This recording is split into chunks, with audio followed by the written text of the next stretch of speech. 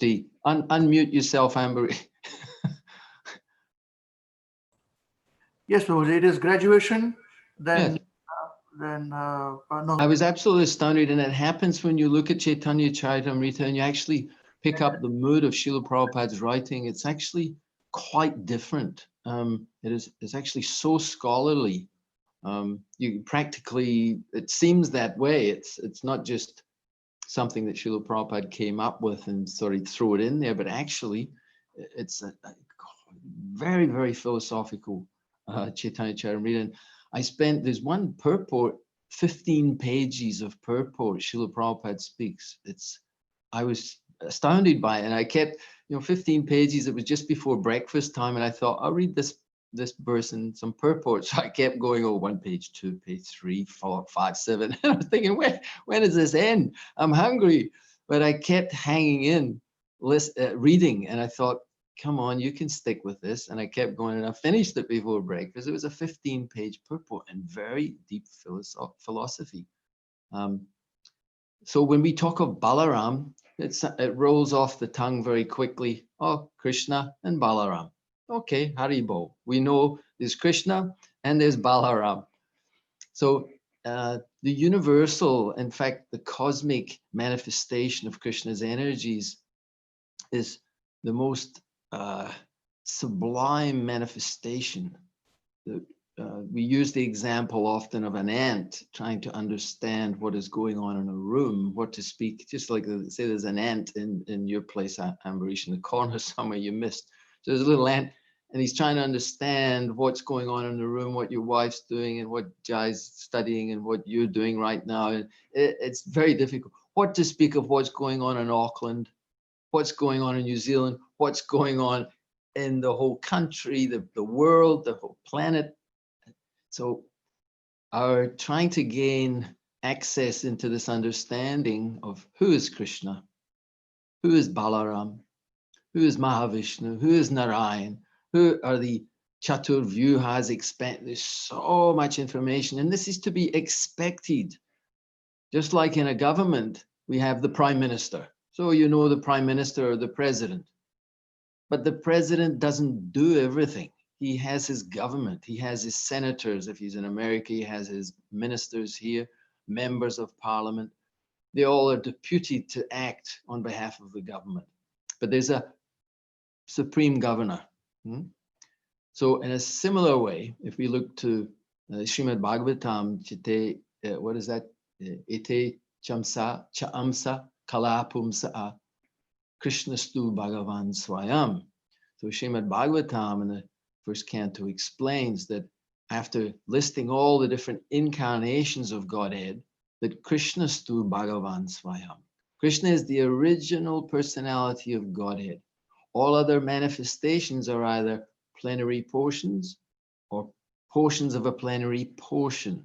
Now, even these words bewilder most people. What's a plenary portion? Plenary means complete, just like you have a meeting of a board of directors. So when it's a plenary meeting, it means everyone is there. So it's complete.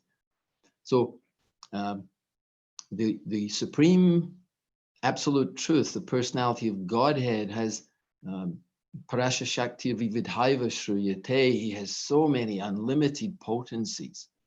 Now it's interesting, as I was reading Srila Prabhupada's purports, different schools of philosophy try to present these different manifestations of the absolute truth in different ways. So it can become, he actually spent in that 15, I'll give you the quote for that, where that is. I'm trying to see if I can see it just now. Maybe I'll come back to it. I've got it somewhere here.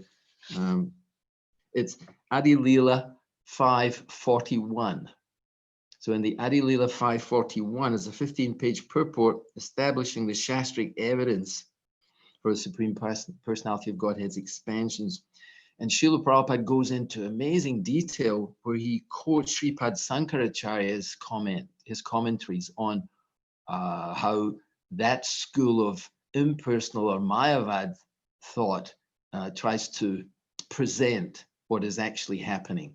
So Prabhupada says, Sripad Sankaracharya in this verse states this, but Rupa Goswami and the different acharyas in the Vaishnava school present that this is actually a false argument in this way. And he goes through all of it, very, very expert and very powerful. And he says, actually, he quotes the Lagu Bhagavatam Rita of Srila Rupa Goswami. So he recommends that for scholars, or those who really want to know all the angles on this, that they look at Lagu Bhagavatam Rita of Rupa Goswami, where he explains all about how Lord Narayan manifests and how the second quadruple expansions are coming. So we've become very technical here at this point, and for some of our people, it may be a little technical, but that is the way. I was listening to Srila Prabhupada recently, 1966 in New York, and he was speaking about the expansions, Garbhodakshaya Vishnu, Chiradakshaya Vishnu, Karanadakshaya Vishnu, and the quadruple expansions of Vasudev, Pradyumna, Ruda, and Sankarshan. And he was explaining all this. And then Srila Prabhupada said, this may be a little technical, but it's very good to understand and just to hear. And then Prabhupada would say, you can maybe write this down. He was talking to some of the young students, and they were coming from, God only knows the situation they were in. Prabhupada was preaching in the Bowery. He was preaching to the very lowest of the low. But again, he had so much faith and conviction that somehow if we come in contact with this fire, just like the iron rod, the example, if you place the iron rod, it's iron. It's nothing to do with fire. Usually it's cold in its natural state. But when it's in association with fire, more becomes hotter, red hot, white hot practically, and it becomes fire. You touch anything, it becomes fire. Similarly, it's stated that the living entity, Nityasura Krishna Prem Sadhu Kabunai, that the Nityasura, the love that the living entity has is there. It's not it's there in the heart. And it has to be awakened through the process of hearing and chanting and engaging in the processes of devotion to God. And then it will awaken if we come into that fire, that energy.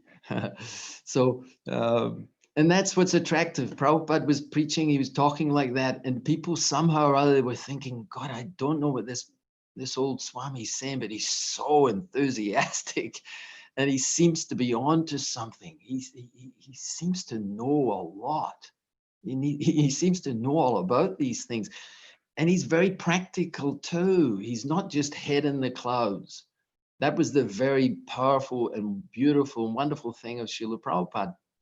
He had his head in the clouds, yes, high, exalted philosophy, but his feet were firmly planted on the ground. And therefore, he was a very practical man, and he would be able to keep connecting this and showing how this understanding of the Supreme Personality of Godhead, his different attribute, his different incarnations and avatars, it will gradually, by hearing it will purify your consciousness and bring you into another environment. And then you will get the taste. You will start to relish Satam Prasamgam Mamavirya Samvido, in the association of pure devotees. Lord Kapila Dev in Srimad Bhagavatam, he says in that association, the hearing of the pastimes, the wonderful, beautiful pastimes of the Lord and his expansions is very pleasing and satisfying. It's interesting, two words, pleasing to the ear, sounds nice. Oh, that sounds nice. So it's very pleasing. It's also very satisfying to the heart. And that is what we search for. Every living being is looking for that. We want satisfaction. It's interesting. Sense gratification is what the world is offering these days. But there's actually no satisfaction in that. There's excitement, there's anticipation, there's contemplation. There's those kind of feelings and adrenaline of yes, pleasure, yes, but satisfaction? No, there's no satisfaction. So actually we're searching for that satisfaction. So in this environment, gradually our faith, that verse that I mentioned a minute ago, gradually the faith becomes more and more fixed, and one becomes fixed in the devotional atmosphere, and gradually one becomes purified and can come back to Krishna, which is the purpose of life. So Krishna, we're going to just read how this expansion begins. The Krishna is the Adi Purusham, and then we hear in the Adi Lila of Chaitanya Charitamrita, texts 4 and 5. So I'll just read those verses, and then we'll move on from there. Do you want me to show that verse on screen? I would leave that up to you, Ambarish Ji. If you feel you want, it's not that important, but okay. You can, since you've got it, it would be okay. Okay, so verse 5, Prabhuji? I'm sorry? The verse number is Adilila 5.4. What is the verse number? 5.4 and 5.5 were the two that I was just going to mention. Yes, okay. I have it here now. Let's see where it is. Yes. Sarva avatri Krishna swayam Bhagavan tanhara dvitiya deha Sri Balaram. Translation: the Supreme Personality of Godhead Krishna is the fountainhead of all incarnations. Lord Balaram is his second body. Srila Prabhupada's purport, short purport. Lord Sri Krishna is the absolute personality of Godhead. Lord Sri Krishna, the absolute personality of Godhead, is the primeval Lord, the original form of Godhead, and his first expansion is Sri Balaram. The personality of Godhead can expand himself in innumerable forms. The forms that have unlimited potency are called svamsa, and forms that have limited potencies, the living entities, are called vibhinamsa. So there's a distinction between the different forms of the Lord. Those who have unlimited potency are called svamsa.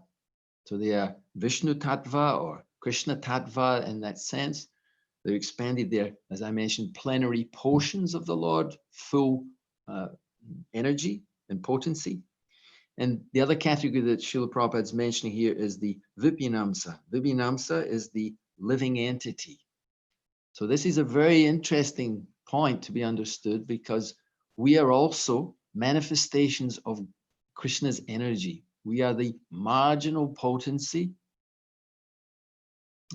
We are spiritual by nature, but we have the proclivity, propensity to be covered by the external energy. So that is a big subject matter. There's so many subject matters. I'll go to text 5 and come back to this. Text number 5. Have you got that there? Okay. Ekai swarupa donhe bina matrakaya adhyakaya vyuha Krishna lila rasahaya. Translation: these two are one and the same identity. They differ only in form.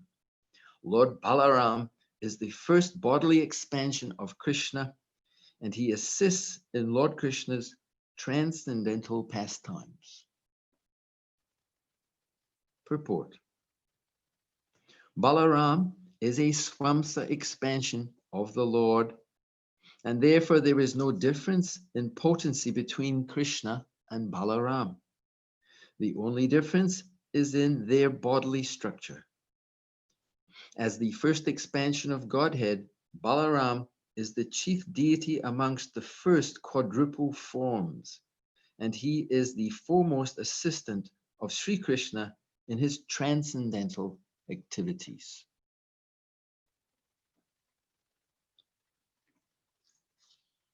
So Krishna and Balaram. In Sri Vrindavan Dham, there's beautiful deities of Krishna and Balaram. Srila Prabhupada established a temple there in a place called Ramanreti. And that Ramanreti was famous for the pastimes of Krishna and Balaram, sporting, playing each day, frolicking with the cows and the cowherd boys. And they would go there and they would enjoy. And this is Krishna's transcendental pleasure. People think, oh, what's that? That's pretty primitive, just a few cows. And what kind of pleasure is that? So what is your suggestion of pleasure? Watching crazy movies with fictitious characters that you dream up by fertile imagination and entering into that illusion? Is that your sense of enjoyment? So much enjoyment. But actually, if you could slow down slightly, it's called goodness, passion, and ignorance. So in Tamagun, when we hear of transcendental pleasure, we say, oh, what's all this? Just give me some intoxication. Let me smoke another marijuana. Let me drink some wine or alcohol. That's pleasure. That's good pastimes. Someone who's a little more, what would you say? Not so much covered by that ignorance, by that energy, thinks, no, I don't like that kind of pleasure, but I do like passionate activity. I like driving my fast sports car, and I like going to clubs. I like doing this and doing that. I'm always active. I'm getting my next boat. I had a boat last year and now I've sold it and I'm getting a bigger boat and now I'm going, and so on. It doesn't end. Dusparena nalena cha. It burns like fire. That's passion. And the Bhagavad Gita explains it ends in distress. So you're looking at the person in their distressful condition, in the mode of ignorance, drinking and doing all kinds of slothful kinds of activities. And you think, oh, but I won't do that. I'll do these activities. But Bhagavad Gita just happens to point out that, hey, I'm sorry to disappoint you here, but that passionate activity, it also ends in distress. It appears like pleasure in the beginning and always ends in distress. Can anyone testify to that? Yes. That's the experience that we all have. We don't want it to happen, but it inevitably goes like that because that's the mode of passion. So Krishna in the Gita, he says, we should learn about the mode of goodness. The mode of goodness. One is peaceful. One is calm. One is knowledgeable. One understands things as they are. One is able to perceive the ignorance and the foolishness. One is able to see the passionate activity and see the futility of that, and is able to situate oneself more appropriately in this world.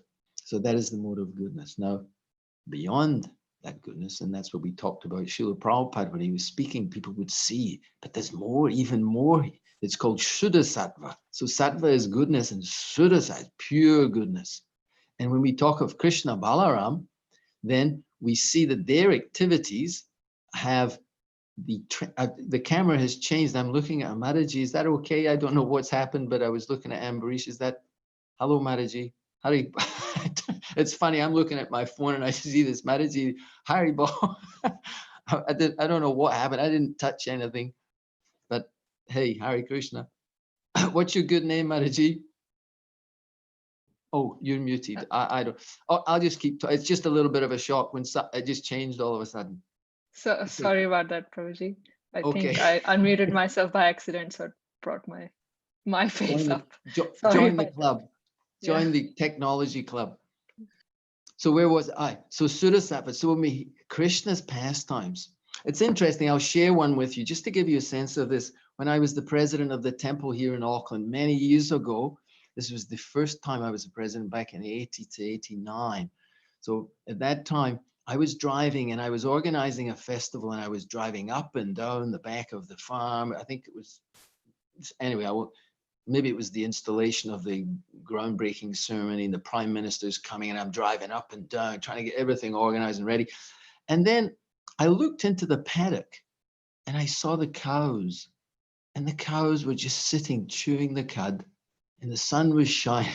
And I was thinking, they seem to be doing better than me. They seem to be happy and relaxed, and I'm running around like a fly in a jar trying to get all these things done. So anyway, just the thought of cows, they're so special animals. They're so special. So Krishna and Balaram, they like to play with the transcendental cows. It's not just the material, but it's in the spiritual atmosphere. So that is their pastimes. They are playing there in Raman Reti, and therefore we have Krishna and Balaram as the main presiding deities, along with Radhashama Sundar and Gaunitai there in Krishna Balaram temple. So Krishna and Balaram, they are one but manifest as two. The second manifestation, the first expansion of Krishna is Balaram. They differ only in form. And from Balaram does all the service. Now let's see if we can go, see if this goes. Text. We'll go on to this part here. Service, I think. This is Adilila 676. Anera Kikata Baladeva Mahasaya Yanra Bhava Shuddha Sakya Vatsalyadi Maya. Translation. Oh, that was quick. Well done. Oh, congratulations to whoever's quick. Translation, you're quicker than me. Translation. What to speak of others? Even Lord Baladev, the Supreme Personality of Godhead, is full of emotions like pure friendship and paternal love. So this is in relationship to Krishna. Yes. So I'm going to read this purport. Srila Prabhupada's purport to this text. Although Lord Baladev appeared before the birth of Lord Krishna and is therefore Krishna's worshipable elder brother, he used to act as Krishna's eternal servitor. In the spiritual sky, all the Vaikuntha planets are predominated by the quadruple expansions of Krishna known as the Chaturvyuha. They are direct expansions from Baladev. So Lord Baladev does a lot of service. He's very busy. He's got a lot on. It is the singularity of the Supreme Lord that everyone in the spiritual sky thinks himself a servitor of the Lord. So this is the position, the absolute position of Krishna. Everyone, including Lord Baladev, who appears in his pastimes as Krishna's elder brother, so he's worshipable in one sense, but he's always assuming and taking the position of servant. He's also wanting to serve Krishna. According to social convention, one may be superior to Krishna, just like Nanda Maharaj, Mother Jasoda. They're superior. They're the mother and father of Krishna, but they want to serve Krishna. Their pleasure comes from serving Krishna. Mother Jasoda is always wanting to feed Krishna, give him this, make sure that Radharani's cooking is specially done and the different preparations are all there for Krishna's pleasure. So she only wants to serve, natural. And Nanda Maharaj also is always wanting to serve Krishna. But factually, everyone engages in Krishna's service. Therefore, in the spiritual sky or the material sky, in all the different planets, no one is able to supersede Lord Krishna or demand service from him. On the contrary, everyone engages in the service of Lord Krishna.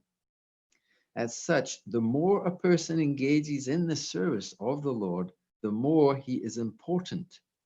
And conversely, the more one is bereft of the transcendental service of Krishna, the more he invites the bad fortune of material contamination. In the material world, although materialists want to become one with God or compete with God, everyone directly or indirectly engages in the service of the Lord. Srila Prabhupada gives this example also, that one may independently think, oh, I don't care for the government's laws, I can act independently. Yes, so that's often the case. We think people do that. But they will be forced to follow the laws of the government. They will be captured and placed in prison, and in that way they have to follow the laws of the government. So either voluntarily or involuntarily, but everyone has to follow those laws, which is becoming more and more unpopular, obviously, because the governments of the modern day are not the greatest vehicles for bringing satisfaction to the people, but that's another subject. Ending the purport, the more one is forgetful of the service of Krishna, the more he is considered to be dying. Therefore, when one develops pure Krishna consciousness, he immediately develops his eternal servitorship to Krishna. So service is the dharma of the living entity. The intrinsic quality of the jiva is to render service. And it is also Sat Chit Ananda, the living entity, but that position of eternality, full knowledge and bliss is experienced through service. And we try to escape that idea, but no matter where you go, the service is going to be there. If you're not serving, say a man has, or a woman, their husband has died and the children have left them, they'll purchase a dog, or they'll purchase a little bird, a little budgie, and they'll stick it in a cage and they serve it. They give it some food and they give it some water. They like to see it doing things. And when the bird in the cage, for example, or the dog is pleased, then we're pleased. We like to serve and we get pleasure in that way. So Maya's trick is that we try to become the master. But again, if you are the master and you accumulate unlimited wealth, you have billions and billions of dollars, say, for example, and that way you think you're the master, you actually cannot be very satisfied unless you have someone to share it with, to serve with that. So if we examine, that is the intrinsic nature, to be a servant.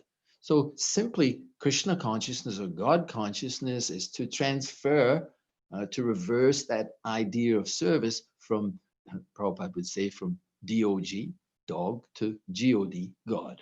So it's a very simple thing, actually. So all we have to do is get it and re-enter the service of Krishna. So Balarama is very happy to do that. It's interesting, it was mentioned there, we heard the Chaturvyuha. The Chaturvyuha is, pardon me, is for the manifestation of both the spiritual world, where the shining effulgence of the Lord permeates everywhere, the Brahma Jyoti. And within that Brahma Jyoti, the Paravyoma, the spiritual sky, there are unlimited Vaikuntha planets. And on those Vaikuntha planets, the different expansions of the Lord are present unlimitedly. We'll discuss a little more about how that all goes on. And so the first Chaturvyuha is from Sankarshan. That's actually, so Krishna, I had it written down here, just to, this gets a little complicated in one sense, but I'll try and keep it simple. I think I managed to simplify it. So we've got Krishna. Krishna is Vasudeva, and then we've got Balaram, is Sankarshan, then Pradyumna and Aniruddha. Anyway, it goes on from there. There's a second Vyuha, the Chaturvyuha. Yeah, if you want to, I thought I'd simplify it all here, but it still becomes a little tricky. Vasudeva, Sankarshan, Pradyumna, Aniruddha, primary quadruple forms. If you want to read all about that, then this section explains it all very lucidly in the 5th chapter of Adi Lila and the 6th chapter, but mainly the 5th chapter, explaining how all these expansions are going on. And in the Krishna Loka, the topmost planet in the Vaikuntha realm, the spiritual sky, there's the Krishna Loka, and it's explained that in that Krishna Loka, which is immeasurably big, it's huge, and there are 3 main divisions: Dwarka, Mathura, and Gokul. And these different pastimes of the Lord are going on in that position, that place of Krishna Loka, Goloka Vrindavan. Pardon me. So where did we go from there to? So we'll go to 3. I had 3 original. 3 would be here.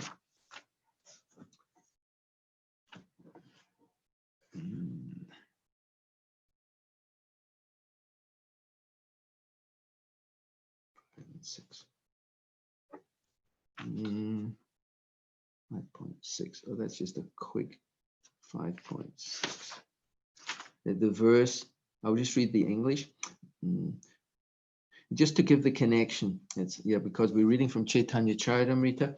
The original Lord Krishna appeared in Navadvip as Lord Chaitanya, and Balaram appeared with him as Lord Nityananda. So those manifestation is that there is Lord Balaram expanding as Lord Nityananda, always serving in that manifestation of Nityananda, always serving Chaitanya Mahaprabhu. They're the two brothers, Lord Chaitanya and Lord Nityananda, Krishna and Balaram. 3. Let's go to 4. Okay, 4 is here.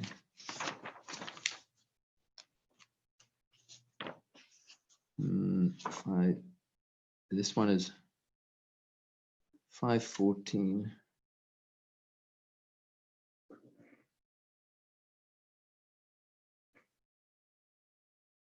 I'll read the verse, just the translation. Beyond the material nature lies the realm known as Paravyoma, the spiritual sky.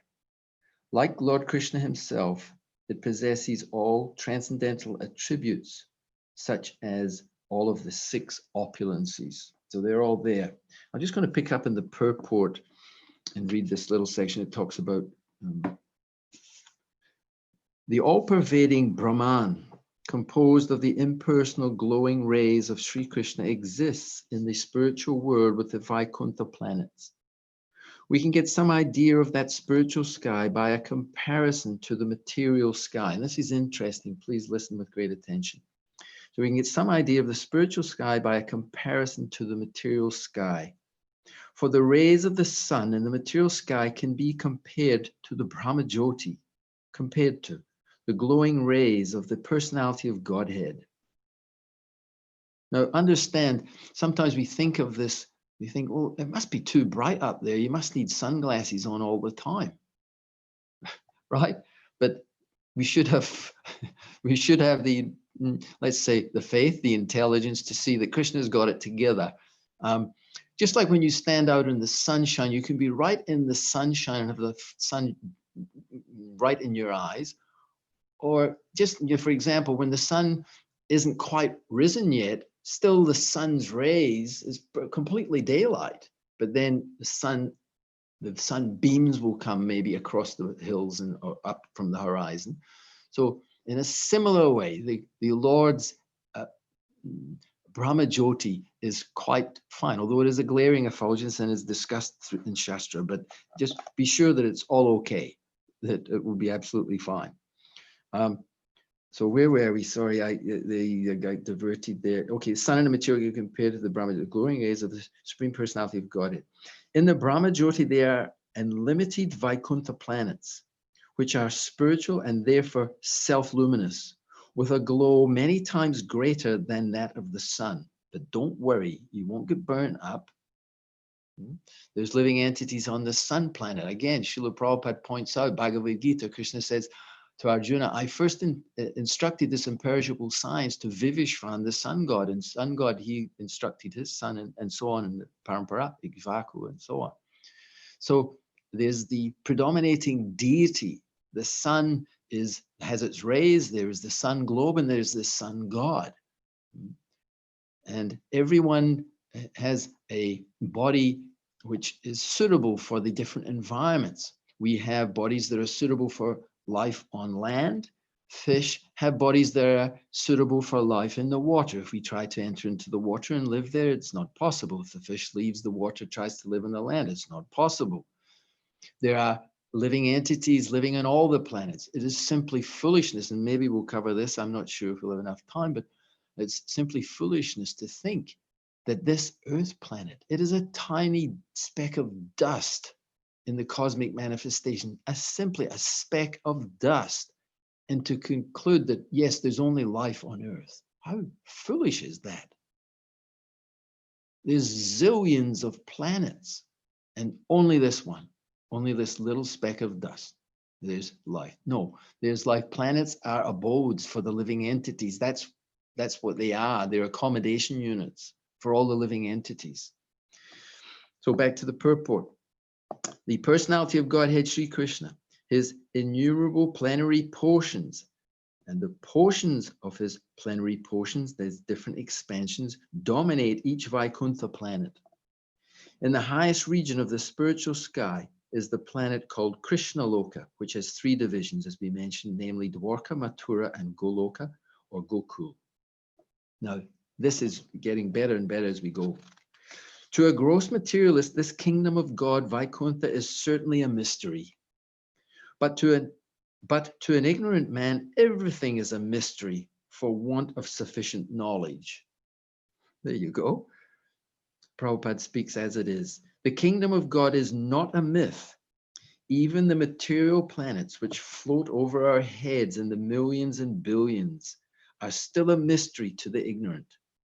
Material scientists are now attempting to penetrate this mystery, and a day may come when the people of this earth will be able to travel in outer space and see the variegatedness of these millions of planets with their own eyes. In every planet, there is as much material variegatedness as we find in our own planet. This planet Earth is but an insignificant, this is where it comes from, you got it from somewhere, is an insignificant spot in the cosmic structure. Yet foolish men puffed up by a false sense of scientific advancement have concentrated their energy in the pursuit of so-called economic development on this planet, not knowing of the variegated economic facilities available on other planets. According to modern astronomy, the gravity of the moon is different from that of the Earth. Therefore, one who goes to the moon will be able to pick up large weights and jump vast distances. In the Ramayana, Hanuman is described as being able to lift huge weights as heavy as hills and jump over the ocean. Modern astronomy has confirmed that this is indeed possible. The disease of the modern civilized man is his disbelief of everything in the revealed scriptures. Listen to that again, please. The disease of the modern civilized man is his disbelief of everything in the revealed scriptures. Faithless non-believers cannot make progress in spiritual realization, for they cannot understand the spiritual potency. The small fruit of a banyan contains hundreds of seeds, and in each seed is the potency to produce another banyan tree with the potency to produce millions more of such fruits. This law of nature is visible before us, although how it works is beyond our understanding. This is but an insignificant example of the potency of Godhead. There are many similar phenomena that no scientist can explain. They will give some explanation. Oh, it's the DNA within the seed, and the DNA dictates. What's this DNA? Everyone rolls off the tongue so easily. That's the DNA. The code. But who made the code? Who designed the code, and who has the potency to make it work? One is to come up with some idea of something, but where's the potency coming for it to actually work? The seed of the banyan tree, you place it, it falls into the ground, you put some water, and somehow that water being placed on the seed in a little bit of earth produces this amazing tree. That is Krishna's potency. Everything, in fact, is inconceivable, for the truth is revealed only to the proper persons. Although there are varieties of personalities, from Brahma down to the insignificant ant, all of whom are living beings, their development of knowledge is different. Therefore, we have to gather knowledge from the right source. Indeed, in reality, we can get knowledge only from the Vedic sources. The 4 Vedas, with their supplementary Puranas, the Mahabharata, the Ramayana, and their corollaries, which are known as Smritis, are all authorized sources of knowledge. If we are at all to gather knowledge, we must gather it from these sources without hesitation. Wow. Otherwise, we're in ignorance. Revealed knowledge may in the beginning, listen, this is again, Prabhupada's so kind writing in this way. He says, revealed knowledge may in the beginning be unbelievable because of our paradoxical desire to verify everything with our tiny brains. So again, we're hearing, this is Chaitanya Charamrita, postgraduate study, PhD. This is the highest level. So Prabhupada's speaking in this way. Revealed knowledge may in the beginning be unbelievable because of our paradoxical desire to verify everything with our tiny brains. But the speculative means of attaining knowledge is always imperfect. The perfect knowledge propounded in the revealed scriptures is confirmed by the great acharyas who have left ample commentations upon them.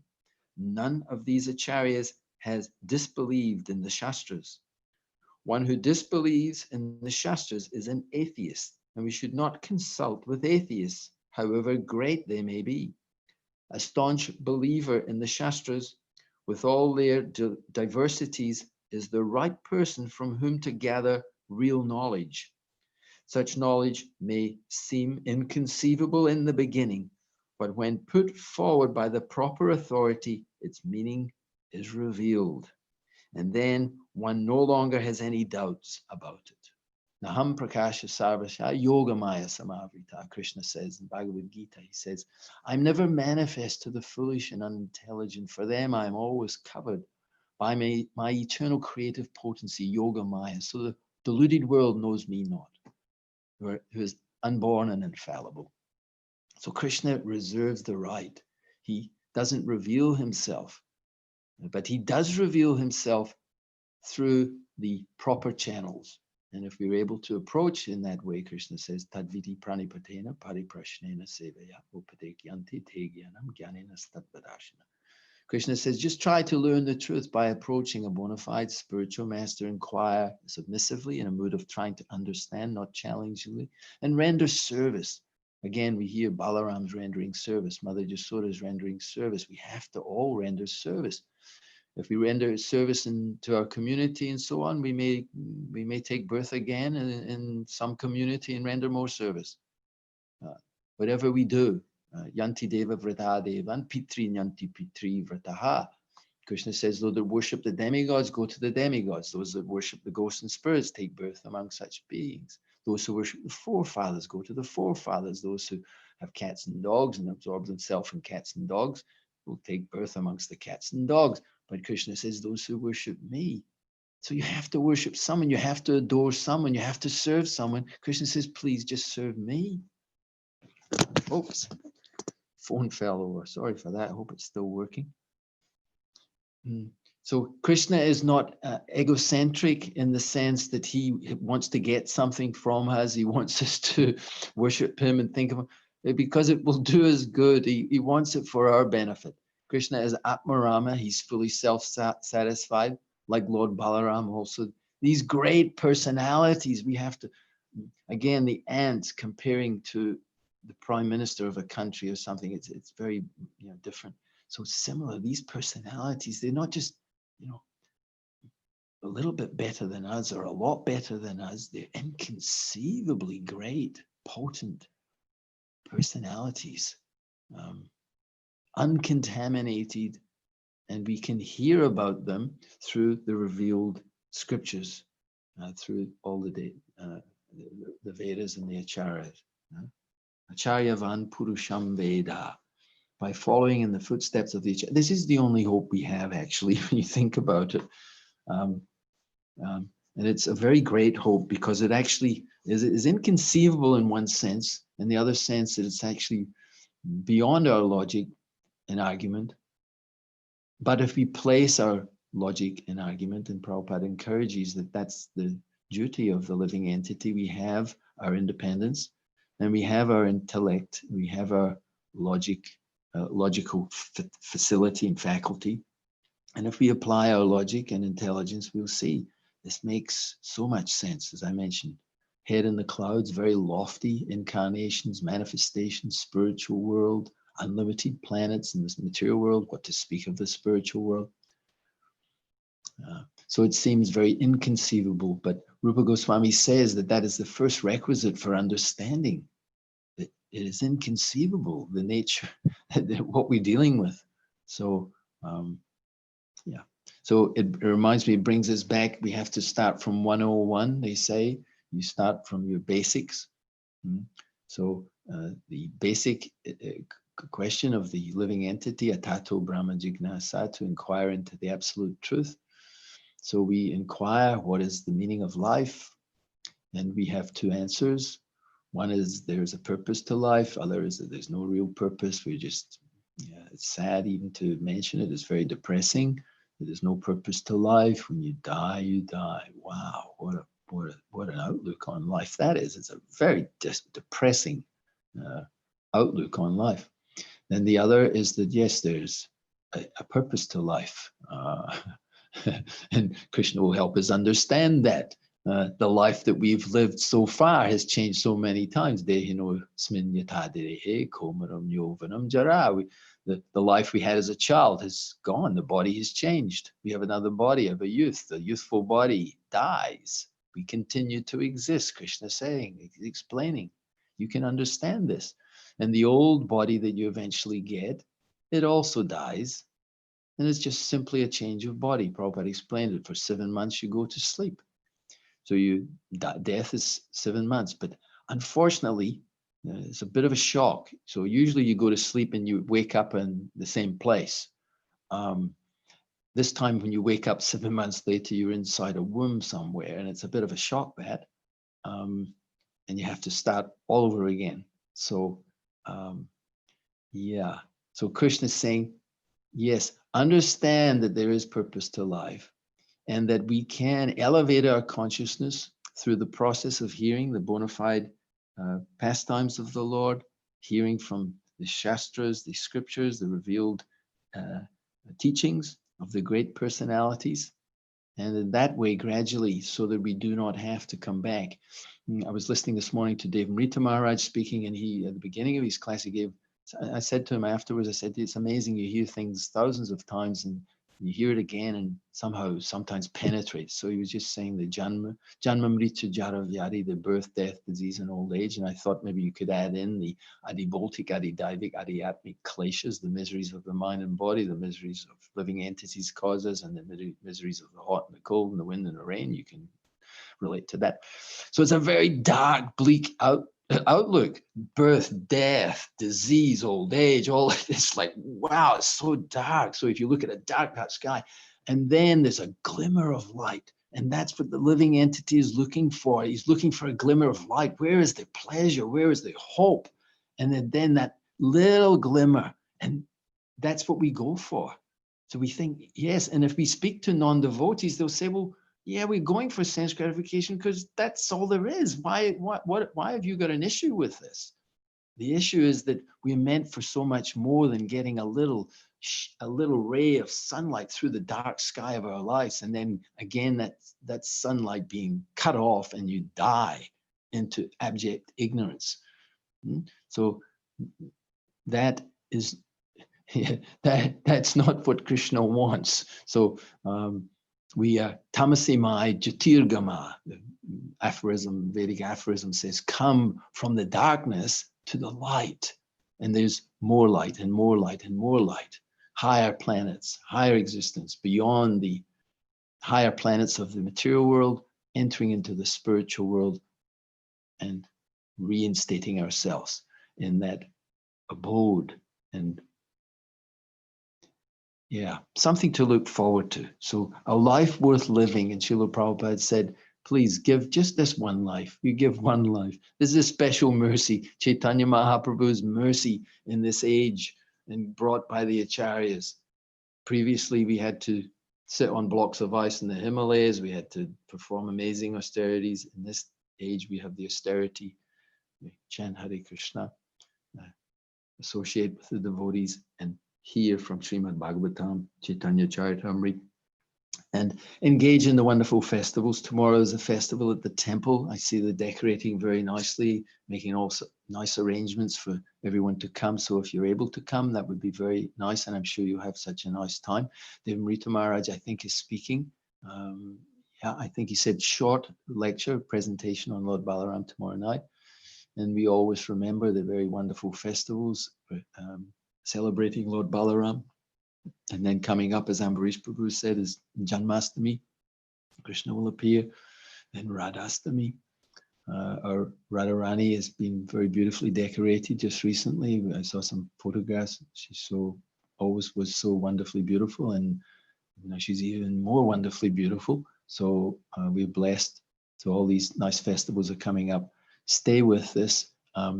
We're all challenged in so many ways, but hey, that's life. Tell me anyone in any sphere that is not challenged. It's living in the material world. We just have to choose our battle, so to speak, our challenge. So Krishna says to Arjuna, armed with yoga, stand and fight, Arjuna. So that is our duty, or the call is to stand and fight and continue in the process of cleansing and hearing about Krishna. So I'm going to finish at that point. Maybe if there's a question, we can answer, or we can hear the question and we'll see if there's an answer comes. Thank you for listening, and thank you for the opportunity to speak about Lord Balaram. Thank you, Jai Sila Prabhu. Wonderful class. Hare Krishna. Yes, thank you very much. But still, it is not over yet. This is your chance. If you have to ask any questions on what has been discussed, then please feel free to speak. Just unmute yourself and ask the question. I'm reminded of Prana Prabhu. I was listening to one of his lectures a couple of months back during the COVID-19 thing, the lockdown time, and he was making the point. He said, a school teacher, it was a good point. He said, school teacher always learns to pause after he asks for questions. It's not that everyone will rush in to ask a question. Sometimes I was speaking to Ambarish earlier, Vaisheshika Prabhu, he's a very good presenter, actually a wonderful devotee, and speaks so nicely on behalf of Srila Prabhupada, so knowledgeable, such a great example of one of Prabhupada's very sincere disciples. I get great inspiration from listening to him. And he often calls for what he calls reflections. So sometimes a question is one thing, but a reflection means, and he explains very nicely, that a reflection means something you've heard that just stuck in your mind, that you could just reflect back. It may be something you heard in the verse or the purport, something in the monologue of me speaking, anything that just sticks there that you might take forward, or it's there. And so you don't need to do anything with it. You just reflect it back. You think, and you just reflect it. And sometimes it deepens the conversation. So it's a nice interaction, actually. If I had have thought earlier, I would have asked for reflections, but since we're asking for questions and reflections, if you don't have a specific question, you might have a reflection, just something that you would like to reflect back. So see if someone can do that. In fact, I'll ask Ambarish, because I'll put Ambarish on the spot. He may be able to lead by example, that just a reflection, just any little thing that sticks that you could reflect back. And as again, you don't need to say much, you just reflect it back and see what happens. Yes, Hare Krishna Prabhu. Thank you very much. Hare Krishna. Your discourse today is full of reflections. Okay. And so, as you say, Lord Balaram is the Swayam Prakash of Krishna, the very first.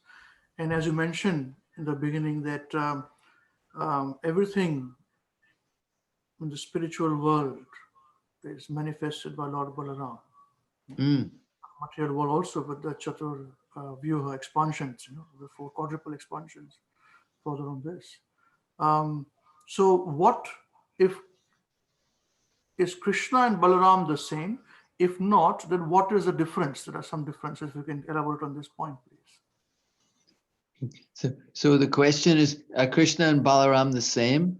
And we have to take this to the Dvaita Advaita, they're one and different.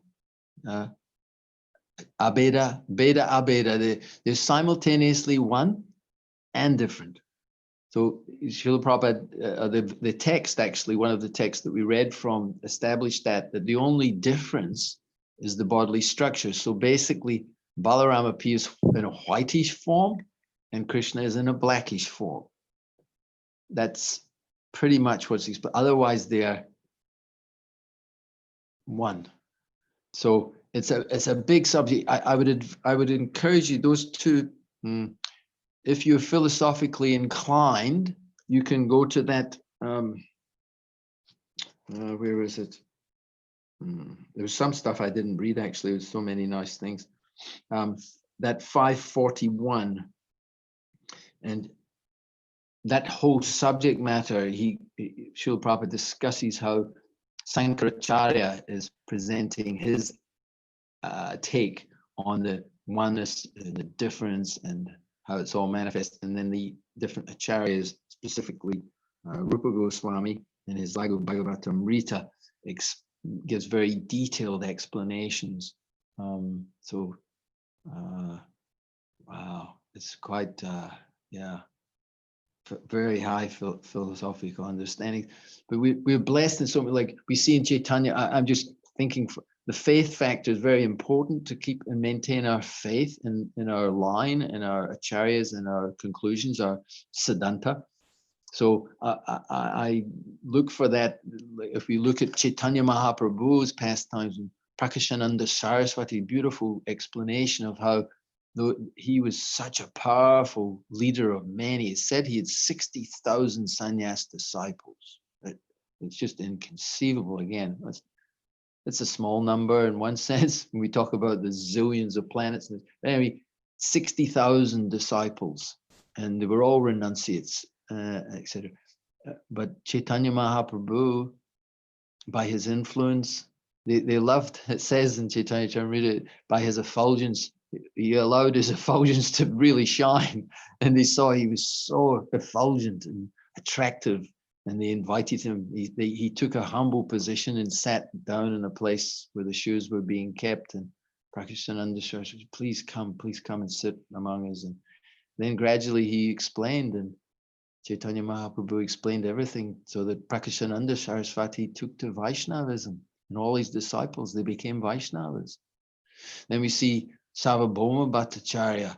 We see Chaitanya Mahaprabhu. Sarvabhauma Bhattacharya was the greatest logician, and very much not in the line of the Vaishnav side. His personal understanding very strong, and Chaitanya Mahaprabhu completely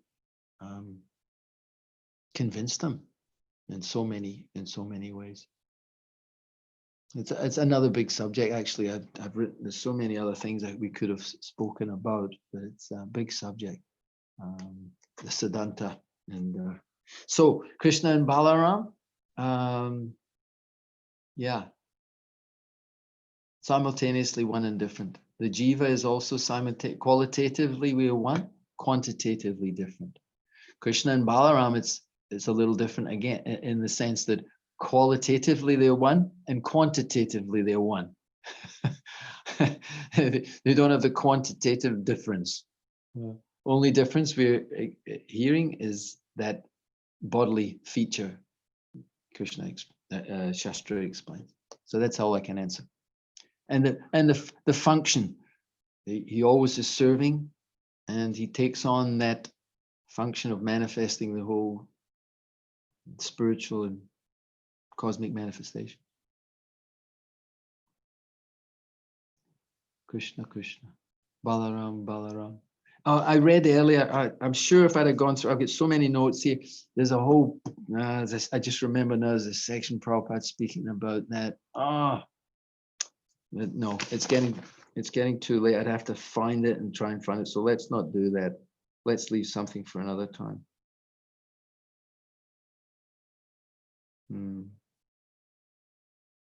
I won't go there. Hare Krishna. Okay, so Ambarish, I think all the questions are answered. Yeah, I'm sure somebody may have some questions. Yeah, I don't know if I can answer them. Okay. I have a Hey, Buddy Manto. Hey, What are you? bro. Hey, Buddy. Hare Krishna. Nice to see you, buddy. That was a surprise. I had no idea you were on. Oh, I wouldn't miss it, Jai Sila. Good to see Oh, you. Hare Krishna, buddy, man. You've got a few days growth. I shaved mine off. I usually have a week's kind of growth from being down at the land, and then I thought I better shave it. I just shaved it this morning. Oh, well, despite everything, we know the Vaishnav's heart is there, Jai Sila. No matter what.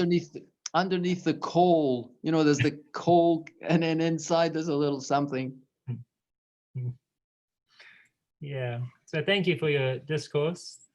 I have a technical question. Oh. But while you were speaking, I answered it. So, but I'll ask it anyway. Well, then you can give us the answer too. Good man. I love questions like this. You got the answer as well. That's great. Well, I may be wrong, my answer. So that verse in the 5th chapter, text 4 that you read, Yes. where in the purport you said that Prabhupada is explaining that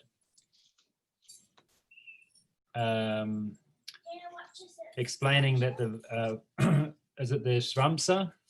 Yes. The Svamsa is the unlimited expansions. Yes. Unlimited potencies, he expands himself in numerable forms, and they're called Svamsa. And then he also expands into forms that have limited potencies, which are called Vinayamsa. Yeah. Yes. So at that time, when I heard that, I thought I was on the understanding that all the emanations and energies of the Lord are unlimited, because he is unlimited in himself, so all his energies must be unlimited. So then when I heard that one of his expansions is limited, so how could the Supreme Lord, if it's coming from him who is unlimited, how could it be limited? So I was dwelling on that. Should I give some comment? Sure, that's why I'm asking. I think it's explained nicely, very nicely, in the teachings of Lord Chaitanya. In that book, I remember reading, and Srila Prabhupada's, he mentions that the very definition of unlimited, when we say something is unlimited, they must be limited. There must first be limited to be unlimited, right? So he explains there that the living entity is a display of the limited potency of the Lord. That's the living entity. He's a manifestation of that small spiritual spark. It's like spark. Prabhupada also, he said, I was reading earlier, he said, you know, there's the big sparks and there's the small sparks. So we are that manifestation of the limited potency of the Lord. But the qualitatively, we are of the same nature. It's very, very interesting. You know, Buddy, I was reading this, and as I said, it's real high stuff. And when I get really buffeted when I was reading about Sankaracharya and the stuff he puts up there. You know, it's really pretty heady stuff. And if you didn't have the acharyas, you'd be completely overwhelmed by their statements, and you'd think, oh, they seem to know what they're talking about. But fortunately, or should we say, impersonalism is just covered atheism. It's very flowery. It's a lot of word jugglery, and it sounds very spiritual. But there's no ultimate entity involved, and it's covered atheism. Buddhism, same thing. Nirvisesha Sunyavadi. So they're able to dismantle the material stuff, but then they leave us very short.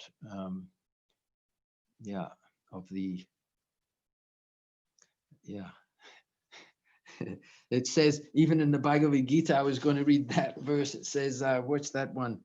Text number it's 7th chapter, 24th verse, and Krishna says, unintelligent men who do not know me perfectly think that I, the Supreme Personality of Godhead, Krishna, was impersonal before and have now assumed this personality. Due to their small knowledge, they do not know my higher nature, which is imperishable and it's supreme. And Prabhupada goes into great lengths in the purport to say, he's talked about the materialist, now he's talking about the impersonalists. Prabhupada says, and here the impersonalists are similarly described. And he goes on to explain the whole subject matter of personal and impersonal. It's a big subject matter, So what did you come up with, buddy? Share the answer. You found something. Well, it wasn't as revealing as your answer, Prabhu. All I came up with was that actually, because the Supreme Lord is unlimited, Yes. there's nothing stopping him having an emanation which is limited. Yeah, I like that. That's simple. So it's a similar idea to, can the Supreme Lord create something that's so too heavy for him to lift? If he's unlimited, of course he can create something which is too heavy for him, but then of course he can lift it as well. Yes. So he can create, he can emanate something which is limited from himself. Just like he creates material energy is limited. Material energy is finite. It's not eternal. I mean, in one sense, it is in another sense. But. Oh, Krishna. We're blessed by the great acharyas. I actually, there's a desire I have at one stage in my life is to put together a lecture that really smashes impersonalism. But I find it's like elusive to me. To put it together, it's so obnoxious, it's so horrible, it's so soul destroying, it's so civilization destroying. Yatomat tatopat. There's no actual God really. You're God, I am God. It means everything breaks down. So that I'm sure I could put this together, but I've not been able to do it. To really nail the beast for what it is. It's actually a horrible beast. I could feel your fire there. But, I could feel it rising. But Prabhupada's and Bhaktisiddhanta's lion heart to smash the impersonalists. Absolute is sentient, thou hast proved. Impersonal calamity, thou hast removed. It's a calamity, and it's so insidious because it appears spiritual. Yeah, man, you're God, I'm God, the light, let's merge, and it's all one, and we love, and all the rest of the stuff. But it does not deal with the personality of Godhead and the service to the Supreme. And the differentiation between us is finite, small particles. And Krishna says, there's never been a time that I did not exist, nor you, nor everyone here on this battlefield, that beginning of Bhagavad Gita. We've existed in the past, we're existing as individuals now, and we'll continue to exist as individuals. What's the problem? The problem is you don't want to be a small jiva, you want to be God. That's the problem, that's the disease. So yeah, just get over your false ego and deal with the reality that you're very small. But when you connect with the Supreme, then your greatness manifests to any degree. Krishna can make that manifest. It's not that our smallness is beautiful, our smallness is complete, our smallness is in complete harmony with the Supreme, so it's not a problem. I hope that made sense, buddy. Krishna. Hey, I'm so happy that you're there. We need to catch up sometime soon because all these festivals are coming up. So we'll talk, huh? Oh, your sound's off. I've noticed also Ollie is online listening to you as well. Ollie and Shanae is from up in Whangarei. So that Oh, wow. Haven't seen them for months. Hare Bol. God bless Ollie and Shanae. Hare I hope you're Krishna. doing well, and we'll look forward to seeing you hopefully soon. Her baby is due soon, Wow. a couple of weeks. Wow. Can you? Yeah. Can you, Oh, glories to have. Hey, look at those wonderful people, huh? Hare Krishna. Yeah, the baby's due on the 13th. 13th of August. Prabhupada's appearance, apparently. Wow. Shanae, Yeah. how are you doing? Can you still speak? Are you okay? Yeah, I think we're both quite uncomfortable now, but yeah. Yeah, you look as though you got a few pillows up your jumper there or something. Hey. Yeah, but so nice to see you. Hare Krishna, nice to see you. You got the cows in the background there, I can see, huh? And Krishna playing on his flute. Wow, how sweet. Very nice gift from Buddhi. Wow. Yeah, Buddy's a wonderful person. You get great association up there. Yeah, you're blessed. Haribol. Hare Krishna. Look forward to seeing you soon, I hope. Krishna willing.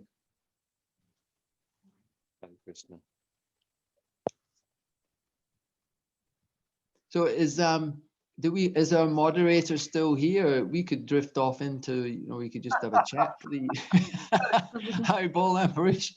Just very quickly before we say hello to everybody, Hare Krishna to everyone. Any questions? Questions from anyone, please? Budding devotees. Hare Bol, can I ask a question, or is it too late? Let's Krishna Das. Krishna Das he's too intelligent for me. He most likely come up with some super question I can't possibly answer. That's for sure. Not at all, not at all. Thank you very much for your nice lecture.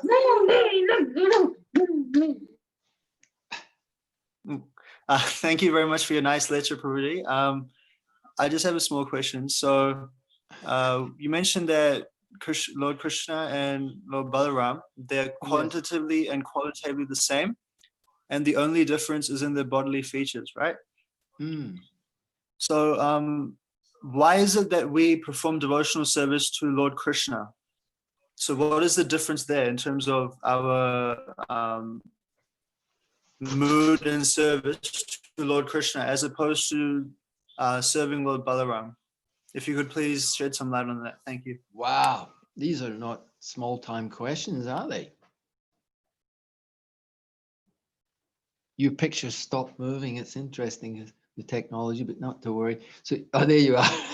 It started to move again. So you can become a Balaram Bhakta. But even Balaram is a Krishna Bhakta. Yeah. So Krishna, this is my limited understanding in some way to discuss the subject matter. Balaram has, just like Lord Nityananda, he has associates who are followers of Lord Chaitanya, but they're Nityananda Bhaktas. They just hang out with Balaram, with Lord Nityananda. Similarly, Balaram has his associates, and one may have an eternal relationship in that way, very close to Balaram. And if you get real close to Balaram, his favorite pastime is serving Krishna. So it's all kind of one family. But you could say, well, why don't we have a 50-50? And we do in Krishna Balaram temple. If you go to Vrindavan, you're standing, Balaram's there and Krishna's there, and they're absolutely gorgeously, wonderfully, mercifully beautiful and potent. Yeah.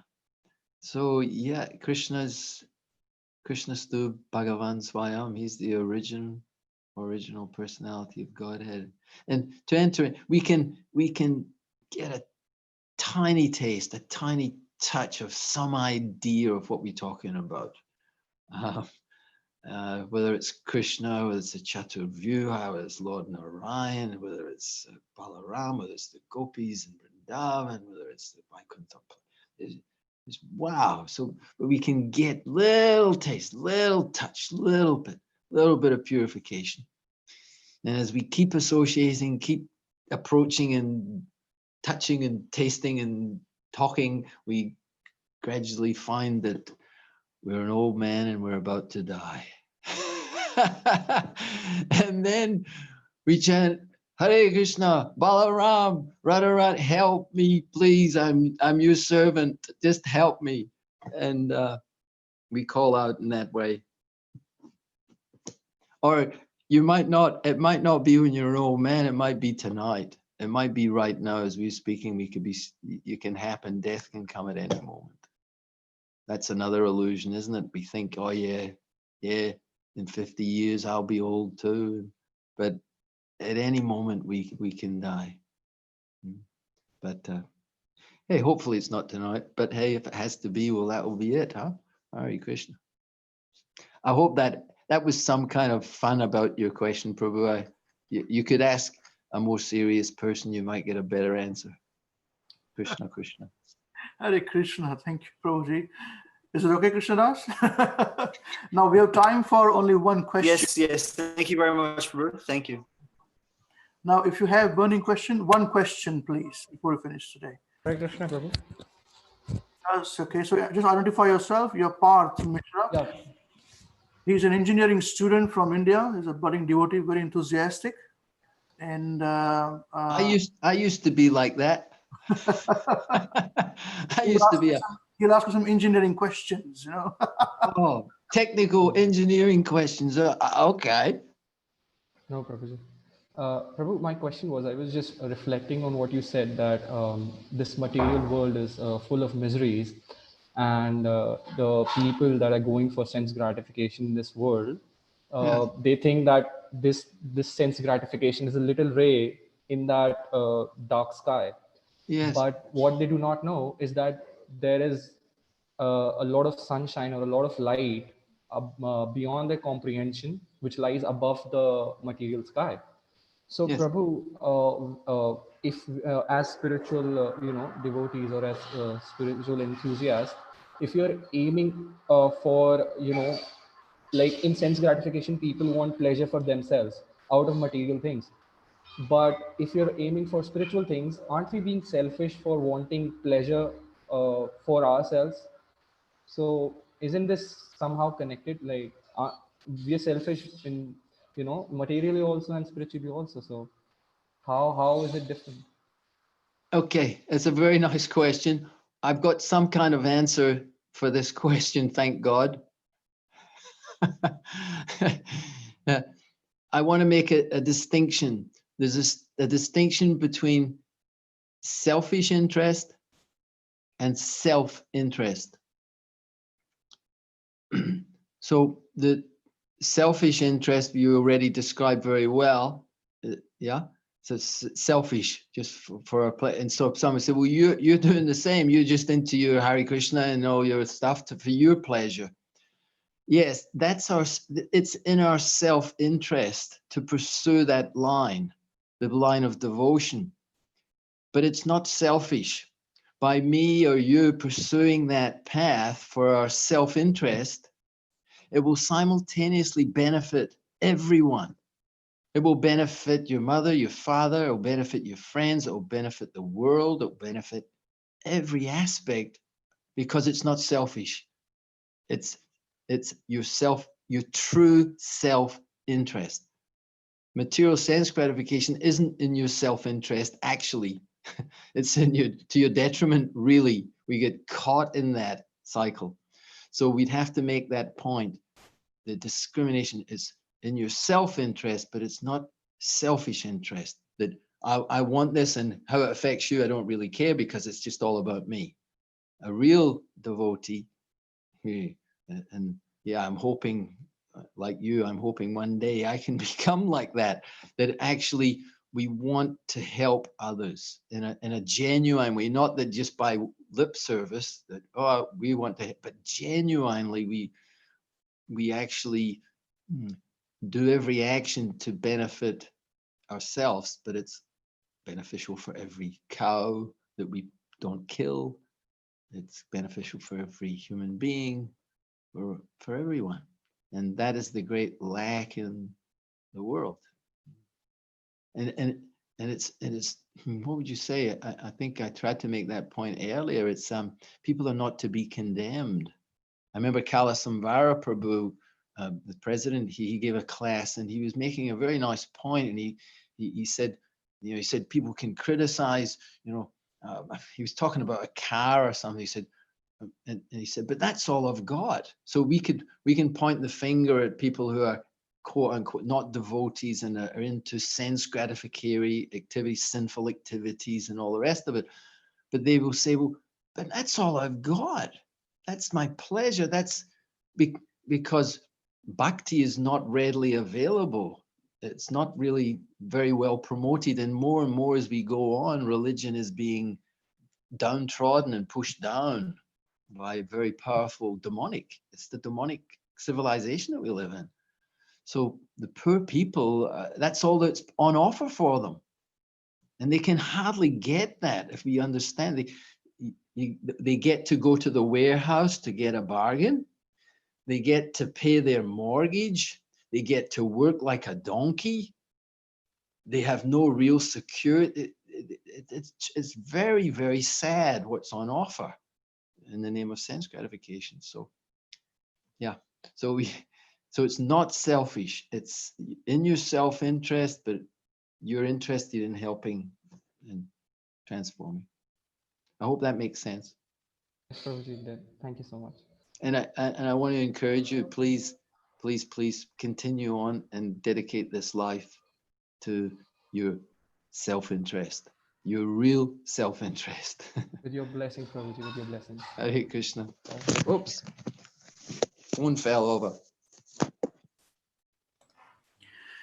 Okay, thank you very much. I think that's great. A lot of interaction. Thank you, Jai Srila Prabhu, once again for a wonderful class.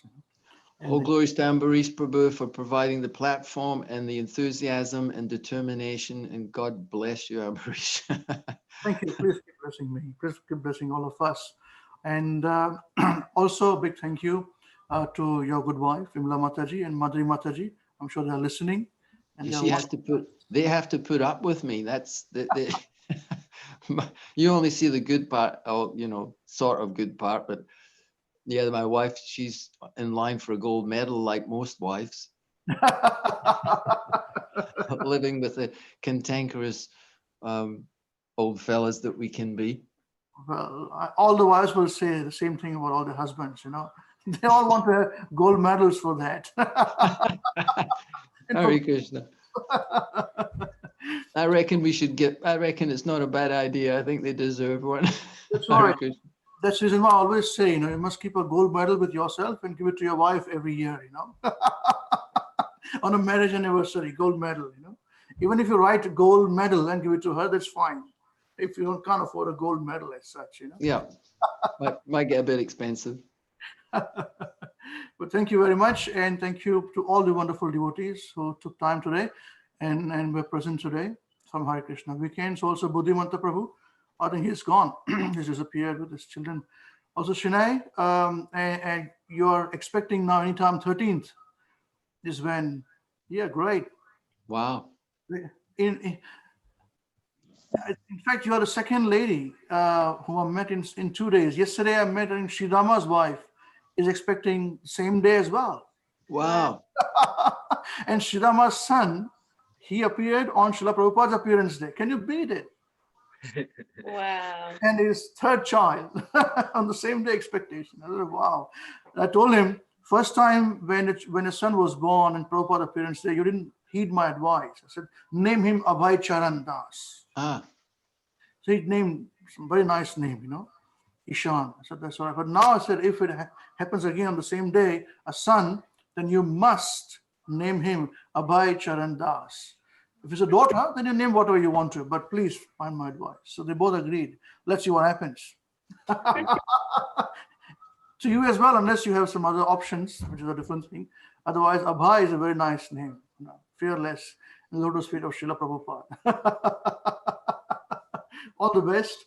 In fact, we have a young couple here, Anish. When Krishnadas was asking a question, and there was some disturbance on the microphone, that was the little few weeks old daughter. She just, she was the one who was listening to your class as well, Prabhuji, for Anish Prabhu. So all the best. We have many young couples in Krishna consciousness and young children coming up. They are the future of our movement. And as you correctly said, Prabhuji, that the demoniac forces who are working against God are rising, and devotees, really we need to gear up, and we need to create more devotees as well. Yeah. To Srila Prabhupada in some way, So thank you very much. Now, next week, if you like today's lecture, which was wonderful, great. I have some plans for next week. Let's see how, it's just a plan. Next week, we meet same time, but slightly differently, as we have, here it is Anish. That's a young man who came about with his daughter. I'll show the daughter as well. Is she around, Prabhuji? Or is she resting now? She's resting now? You can bring her, okay. There she is, here she is. And her name is Radhika. They named her Yema Radhika, means our joy Radhika. Hare Krishna Radhika. There you go. Okay, thank you very much. Hare Krishna. So next week I have a plan, and what the plan is that we would have 2 sessions. One is 5 to 6, where we have our normal devotees speaking. So we'll have 5 to 6, where we want to have Krishna's appearance class on his appearance at his birth and his childhood pastimes. And the speaker can speak on 1 or 2 aspects of the childhood pastimes of it and elaborate for an hour. Then we take a 15 minutes break. And then we have Krishna's adult pastimes as a man. And that's how we'll celebrate Krishna's appearance day. What do you think of this? Is it a good idea? We have to find 2. I think it's a good idea. We'll learn a lot. Sounds good. Yes, great stuff. So watch the space as I talk and request to devotees on this. And so we'll have a sort of a graduation for Lord Balaram's appearance day, then Krishna's appearance day in 2 phases. So it will be from 5 to 7 around same timing. And thereafter for Radharani, for Radhastami as well. So thank you very much. Once again, Hare Krishna. Hare Krishna, Srila Prabhupada ki Jai. Srila Prabhupada ki Jai. Lord Balaram ki Jai. Hare Krishna. Nitai Gaur Chandra Premanande. Hare Hare. Hare Hare Bol.